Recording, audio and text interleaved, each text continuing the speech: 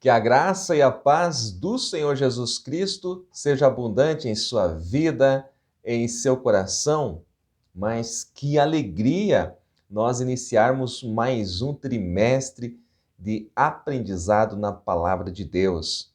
Se você está chegando agora, eu sou o professor evangelista Márcio Mainardes e meu único objetivo aqui é abençoar a sua vida com a palavra de Deus.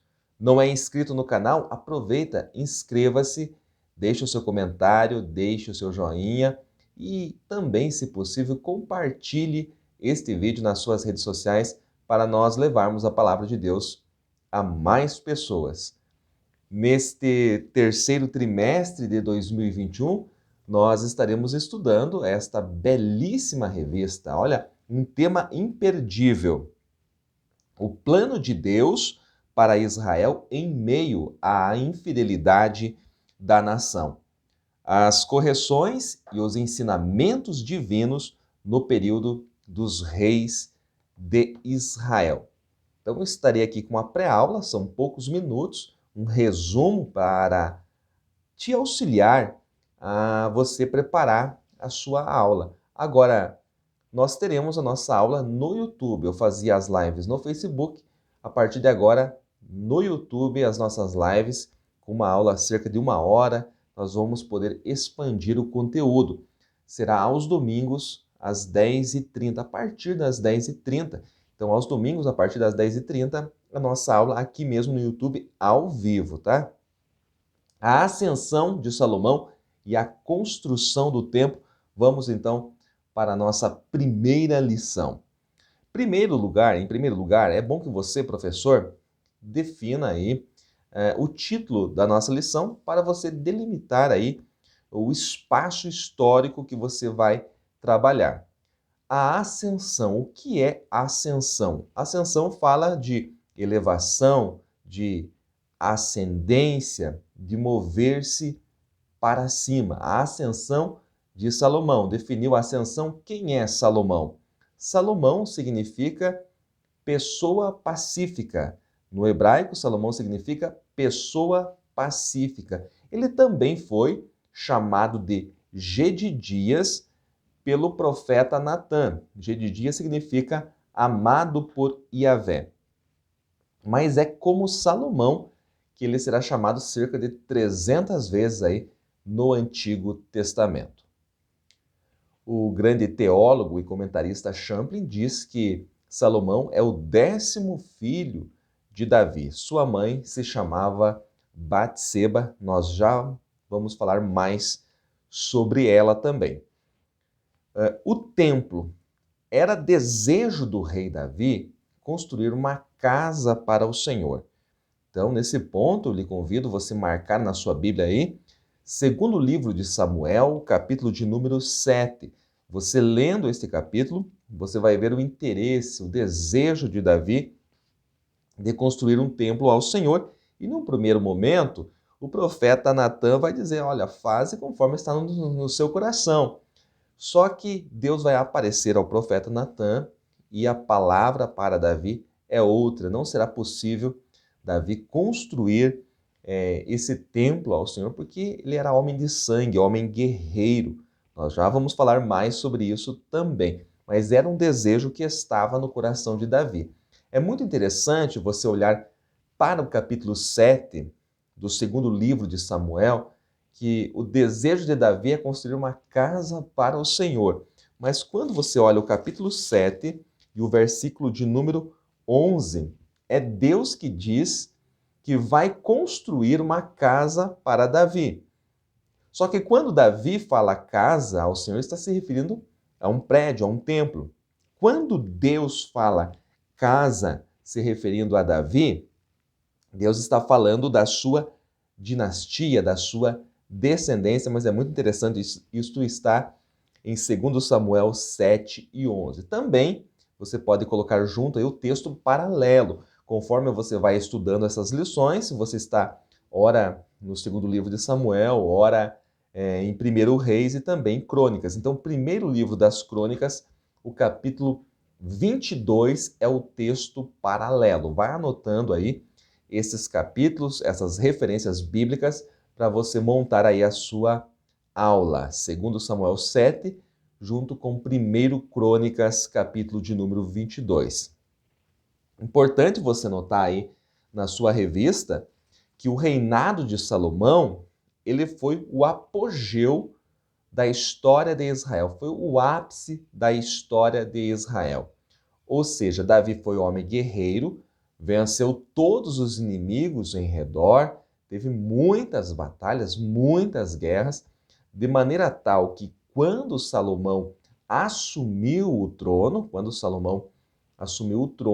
ele não tinha inimigos e fez novas alianças, de maneira tal que foi o maior espaço geográfico, o maior território que Israel já teve, e foi um período de muita paz, de muita glória e de muita riqueza. Foi o apogeu da história de Israel. Olha que interessante. Deus, ele faz o improvável. Salomão não era o primogênito de Davi. Como eu falei, Champlin diz que ele era o 10º filho de Davi.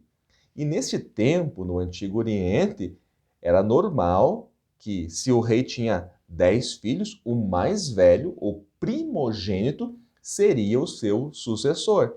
Não é isto que acontece aqui. Alguns filhos do rei já morreram, mas Adonias, por exemplo, que usurpa o trono, era mais velho do que Salomão. Mas Deus faz o improvável.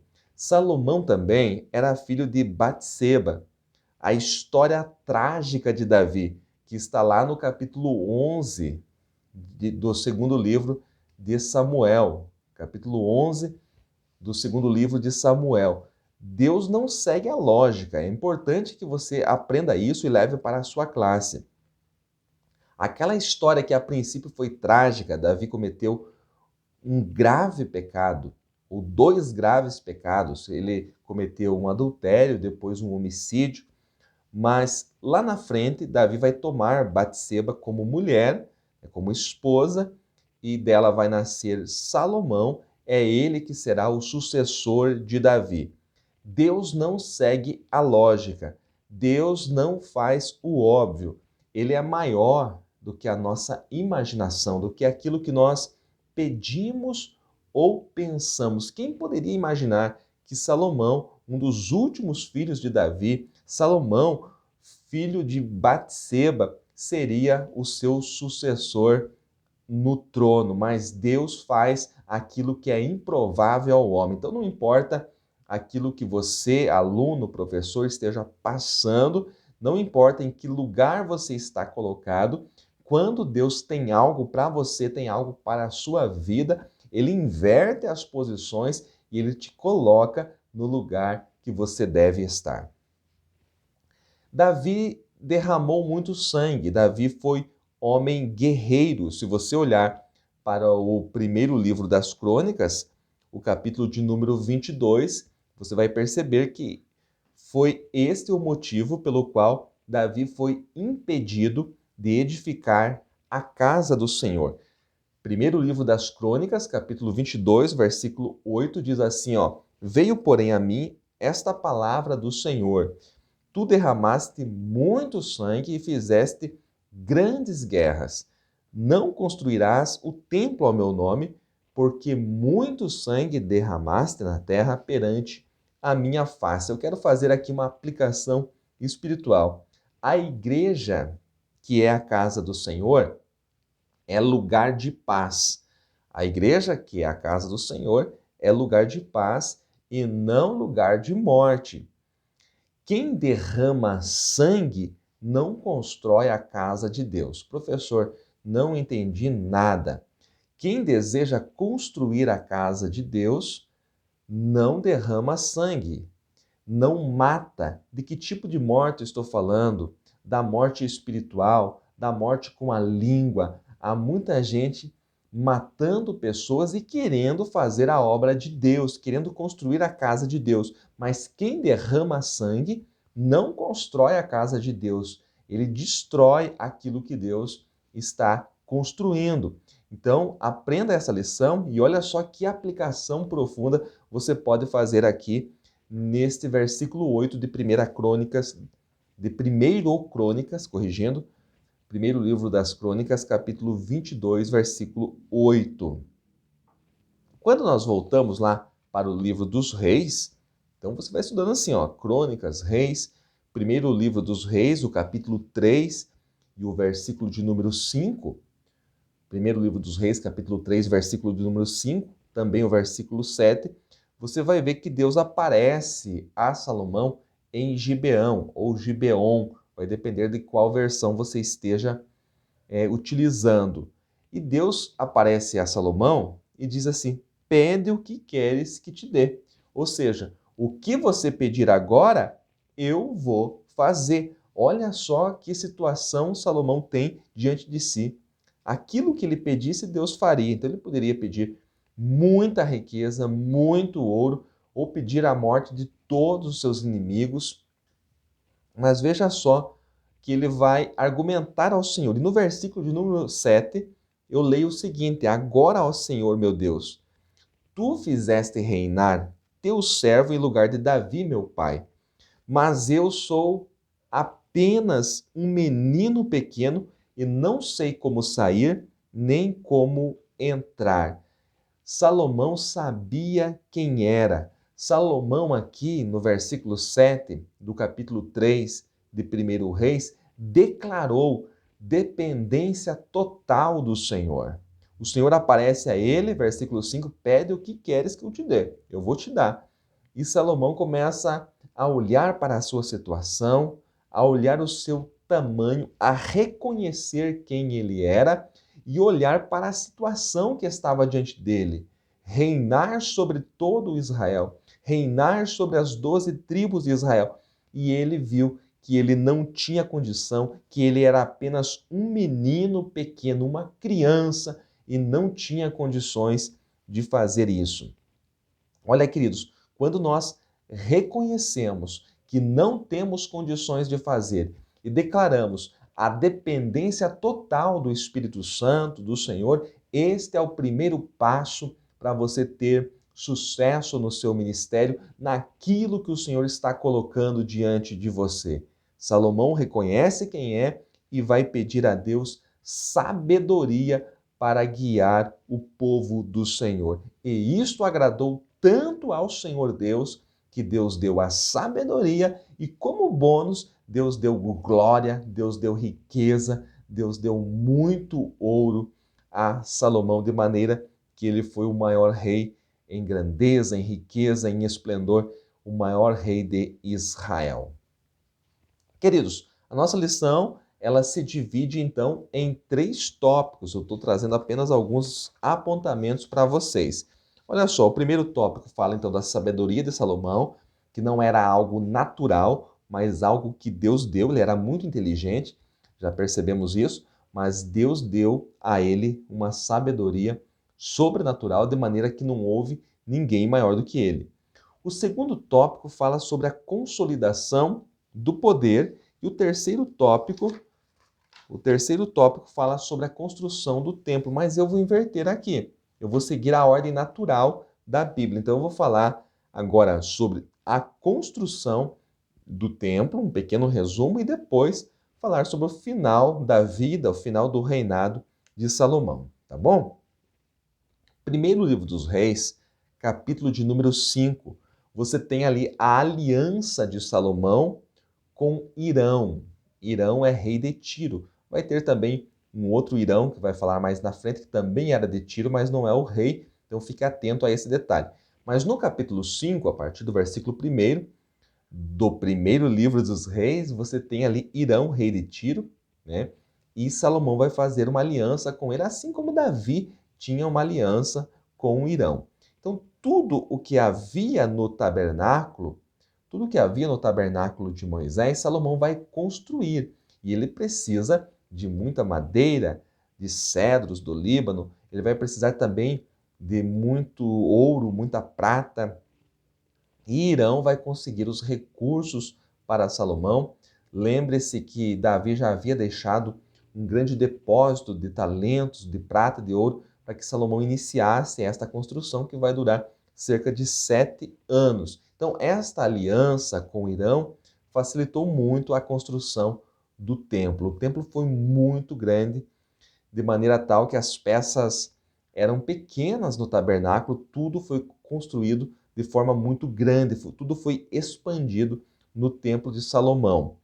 Você pode conferir isso, não vou poder entrar em detalhes aqui agora, mas no primeiro livro dos Reis, o capítulo de número 7, a partir do versículo 13, leia esses versículos, e também segundo livro das Crônicas, o capítulo de número 4. O Templo de Salomão, ele também traz para nós uma tipologia. Olha só, eu e você, o homem, ele é regenerado. A partir do momento que ele é regenerado, ele passa a ser templo do Senhor. Então nós cremos que o Senhor não habita em prédios, mas Deus habita no templo. E quem é o templo do Senhor? Todos nós que fomos regenerados, nós somos templo do Senhor, conforme o apóstolo Paulo fala na carta aos Coríntios, primeira carta aos Coríntios, capítulo 6.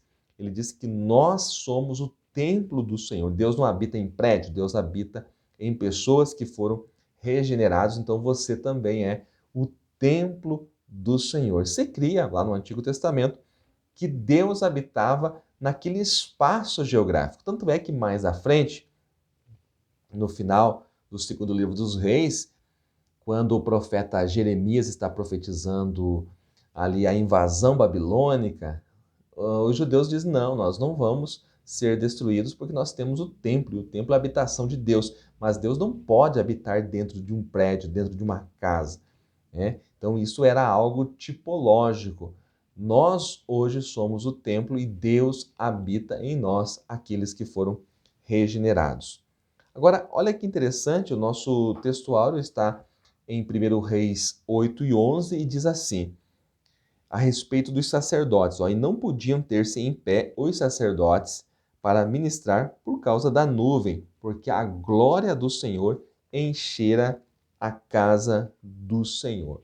Então veja que a glória de Deus encheu toda a casa, e isso aconteceu em dois momentos, tanto aqui em 1 Reis, capítulo 8, versículo 11, quanto em 2 Reis, capítulo de número 7, dos versículos 1 ao 3. Então, são duas situações diferentes em que os sacerdotes caíram ou nem podiam entrar no templo devido à nuvem de glória ter enchido o templo. Veja o capítulo 7 do segundo livro das Crônicas, em um outro momento, a partir do versículo número 1, diz assim, que quando Salomão acabou de orar, desceu fogo do céu e consumiu o holocausto e os sacrifícios, e a glória do Senhor encheu o templo. E os sacerdotes não podiam entrar no templo, porque a glória do Senhor tinha enchido o seu templo. Todos os filhos de Israel, vendo descer o fogo e a glória do Senhor sobre o templo, ajoelharam-se com o rosto em terra sobre o pavimento e adoraram e louvaram ao Senhor, dizendo: Ele é bom, o seu amor dura para sempre. Então perceba que são duas situações diferentes. 1 Reis 8 e 11 é igual a 2 Crônicas 5 e 14. 1 Reis 8 e 11 igual a 2 Crônicas 5 e 14. Aqui é um outro episódio, né, na inauguração do templo, 2 Crônicas 7, do 1 ao 3. Muito bem, queridos, estamos chegando já no final da nossa pré-aula, mas eu preciso falar agora do final da vida de Salomão, que é 1 Reis, capítulo de número 11. Então marque esse texto na sua Bíblia. 1 Reis, capítulo de número 11, a partir do verso 1, eu aconselho você ler aí essa primeira parte, ou todo o capítulo 11, se for possível, para que você confira aí o final do reinado de Salomão. O que você vê aqui? Mulheres, muitas mulheres. 700 esposas, 300 concubinas. Por que ele tinha tantas mulheres assim? Eram alianças que Salomão fazia. Então, muitas delas ele mal conhecia, né? Mas eram alianças com povos vizinhos, com todos os povos do Oriente ele fez alianças. Então, muitas mulheres, muita idolatria. E a partir desse momento, Deus começa a suscitar, a levantar adversários a Salomão. O povo começa a gemer. E por quê? Porque para manter aquela riqueza, aquela glória, aquele poder ali no palácio e no templo, Salomão tinha que cobrar muitos impostos. Então ele colocou tributos exorbitantes sobre o povo e o povo tinha que pagar esses tributos de maneira tal que desagradou ao Senhor. Então, se você olhar para 1 Reis, capítulo 11, aí a partir do versículo 1, principalmente o versículo 11, então 11 de 1 Reis. Assim disse o Senhor a Salomão: já que houve isso em ti, e que não guardaste a minha aliança e os meus estatutos que te ordenei, certamente rasgarei de ti este reino e eu darei ao teu servo. Versículo 12: todavia não o farei nos teus dias, por amor de Davi teu pai, da mão do teu filho o rasgarei. Este é um assunto que nós vamos falar na próxima aula, a respeito do filho de Salomão, Roboão, e a respeito também de Jeroboão. Então, a partir da próxima aula, nós teremos o reino dividido, o reino rasgado, que Deus já havia falado a Salomão por causa aí desse desvio de Salomão, tá? Queridos, não deixe que na sua aula entre na discussão da salvação de Salomão. Sempre que chega nesse texto, muitos alunos ou professores querem discutir esse assunto. Não é dessa maneira. Apresente os fatos, leia o texto, mostre aqui o que o texto está dizendo, mas não entre nessa questão porque não cabe a mim, não cabe a você. O certo é que fica aqui para nós uma lição. Assim como Saul, o primeiro rei de Israel, começou muito bem e terminou de forma trágica. Salomão também começou muito bem, sendo um exemplo para nós, mas o final da sua vida está registrado aqui no capítulo 11 do primeiro livro dos Reis, e é um final trágico realmente. Muita idolatria, muita luxúria, tributos pesados sobre o povo, e o resultado disso foi o reino rasgado, né, após a morte de Salomão. Então fica aí as lições para nós. Meus queridos, você gostou da pré-aula? Eu sei que você ficou querendo saber mais, aprender mais, mas esta é apenas uma pré-aula. No domingo, a partir das 10 horas e 30 minutos da manhã, eu estarei no YouTube para trazer a aula ao vivo, então a gente vai poder conversar bem mais, trazer bem mais conteúdo. Compartilhe esse vídeo, né? Deixe aí também o seu comentário e que Deus em Cristo te abençoe ricamente mais e mais.